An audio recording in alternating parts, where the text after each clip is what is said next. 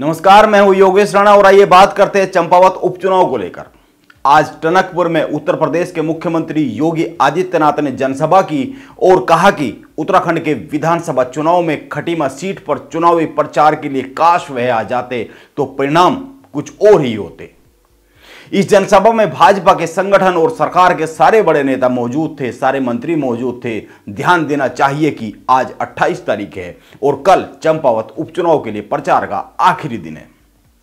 भाजपा ने इस चुनाव में अपनी पूरी ताकत लगा रखी है। पुष्कर सिंह धामी पिछले कई दिन से चंपावत में है, लेकिन कांग्रेस क्या कर रही है यह देखना जरूरी है। कांग्रेस को लेकर एक बात समझ में नहीं आती है। आप यशपाल आर्य, कर्ण मेहरा, भुवन कापड़ी के चुनाव प्रचार की तस्वीरें देख ले। वो हर दिन एक साथ समूह में निकलते हैं या फिर कमरे में बैठकर एक साथ नाश्ता करते हुए, बिस्किट खाते हुए, चाय पीते हुए विमर्श करते हैं और फोटो खिंचवाते हैं और सोशल मीडिया पर खुद ही शेयर करते हैं। मेरा एक सवाल है, अगर चंपावत कांग्रेस के लिए इतना ही जरूरी है तो सभी कांग्रेस के बड़े नेता अलग अलग क्षेत्रों में जाकर वोट क्यों नहीं मांगते हैं, अलग अलग समूह में क्यों नहीं निकलते हैं, एक ही साथ खड़े होकर एक ही जगह पर हर जगह एक साथ जाकर वोट क्यों मांग रहे हैं? सभी एक साथ एक ही जगह पर क्यों दिखते रहते हैं? केवल कुछ तस्वीरों में निर्मला गहतोड़ी अकेली दिखती है, वो कुछ महिलाओं को साथ में लेकर या कुछ कांग्रेस के कार्यकर्ताओं को साथ में लेकर जगह जगह जाकर वोट मांगती हुई दिखाई देती है। वो मेहनत करती दिख रही है क्योंकि यह उनकी लड़ाई है। लेकिन क्या कांग्रेस इस चुनाव में निर्मला की लड़ाई को अपनी लड़ाई बनाने से चूक गई है? क्या कांग्रेस के दिग्गज चंपावत में केवल चाय नाश्ते के लिए गए हुए हैं? प्रीतम सिंह वहां पर रुके क्यों नहीं? वह गए और वापस क्यों चले आए हैं? और हरीश रावत भी चुनाव को एन पीक टाइम पर छोड़कर क्यों चले आए हैं? ये कई सारे सवाल है। और अगर इसके विपरीत भाजपा के मंत्रियों और विधायकों और संगठन के लोगों की बात करें तो वो सब अलग अलग क्षेत्रों में जाकर अपनी टीम के साथ चुनाव प्रचार कर रहे हैं। यह शुरू से ही चला आ रहा है। अब यह तो पता नहीं चुनाव का परिणाम क्या आएगा और चंपावत की जनता ने अपने मन में क्या फैसला संभाल कर रखा हुआ है, या फिर अभी भी चंपावत की जनता के मन और मस्तिष्क में मंथन चल रहा है। इसको लेकर कुछ कहा नहीं जा सकता, इसका पता अभी चल भी नहीं सकता है। 3 जून को इसका पता चलेगा। वैसे इस चुनाव को लेकर कांग्रेस तो जागी ही 20 तारीख के बाद है और हरीश रावत प्रचार के लिए पहुंचे 23 तारीख को है। किसी भी चुनाव में मतदान से 3 दिन पहले का समय बहुत ही खास होता है, 3-4 दिन पहले का। और इसी खास समय पर हरीश रावत चंपावत के रण को छोड़कर लाल कुआं से सड़क मार्ग से होते हुए लाल कुआं में धरना देते हुए चंपावत से दूर आ गए। इसके विपरीत अगर भाजपा की बात करें तो मुख्यमंत्री पुष्कर सिंह धामी पूरा दम लगाए हुए हैं। योगी आदित्यनाथ की जनसभा बताती है कि वो किसी भी तरह की कोई कोर कसर छोड़ना नहीं चाहते। कांग्रेस ने भी स्टार प्रचारकों की सूची में राहुल गांधी तक का नाम छापा था, लेकिन राहुल गांधी या प्रियंका गांधी ने चंपावत या चंपावत की जनता के लिए कोई संदेश तक जारी नहीं किया है।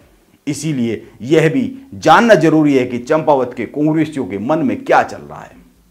जो चंपावत का कांग्रेसी है, यानी कि चंपावत का कांग्रेस का वोटर है, मैं उसकी बात कर रहा हूं, क्योंकि राजनीति में माहौल बड़ी चीज होती है।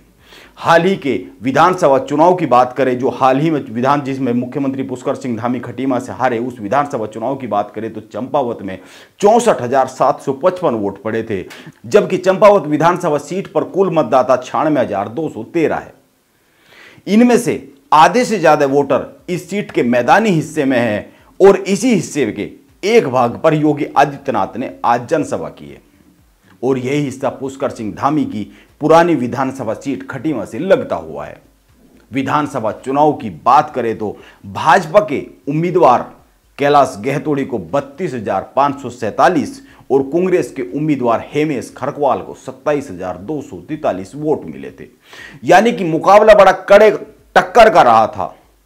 5,000 कुछ वोट से भाजपा के उम्मीदवार जीते थे। यह विधानसभा चुनाव की तस्वीर है, लेकिन उपचुनाव की तस्वीर क्या बनेगी इसका पता तो 3 जून को ही चल सकेगा। लेकिन जैसा कि मैंने कई बार कहा है, इस चुनाव में कांग्रेस की स्थिति ऐसी है जैसे चंपावत में कोई फोटो सेशन चल रहा हो। जितने दिन हरीश रावत चुनाव प्रचार में रहे, उतने दिन चुनाव प्रचार में रंग जमता हुआ दिखा। मीडिया में भी खबरें आने लगी थी कि चंपावत में कांग्रेस एक्टिव हो गई है, कांग्रेस ने चंपावत में जोर लगा दिया है। लेकिन अब फिर वही स्थिति बनती दिख रही है। आप खुद उन तस्वीरों को देख ले जो कांग्रेस के नेता खुद ही शेयर कर रहे हैं। उनमें वो या तो शानदार ड्राइंग रूम में बैठकर चाय नाश्ता करते हुए दिख रहे हैं और उसी समय विमर्श करते हुए दिख रहे हैं, या फिर कुछ लोगों के साथ खड़े होकर कंधे से कंधा मिलाकर फोटो खींचते दिख रहे हैं। कोई भीड़, कोई बड़ी जनसभा, कोई सघन चुनाव प्रचार क्यों नहीं दिख रहा है? यह एक कांग्रेस की चुनाव प्रचार की तस्वीर है जो पूरी तस्वीर बन रही है और चुनाव प्रचार कल खत्म हो रहा है। इसीलिए 3 जून को पता चलेगा कि कांग्रेस इस चुनाव में कितना स्कोर करने वाली है। यह देखने वाली बात होगी। वैसे योगी आदित्यनाथ ने आज की जनसभा में कहा है कि जो सपने चंपावत ने देखे हैं, विकास के सपने, रोजगार के सपने, इस क्षेत्र के तीर्थ व पर्यटन के विकास की अनंत संभावनाओं को आगे बढ़ाने के सपने, मां पूर्णागिरी के आशीर्वाद से वे सब सपने साकार होने जा रहे हैं। यह योगी आदित्यनाथ ने मुख्यमंत्री पुष्कर सिंह धामी के लिए चुनाव प्रचार करते हुए कहा है और हरीश रावत भी चंपावत में कहकर आए हैं कि यह चुनाव चंपावत के अभिमान का चुनाव है। जनता देख रही है, सब बोल को तोल रही है। देखते हैं किसके सर पर जनता जीत का हाथ रखती है। नमस्कार, आप बने रहे मेरे साथ।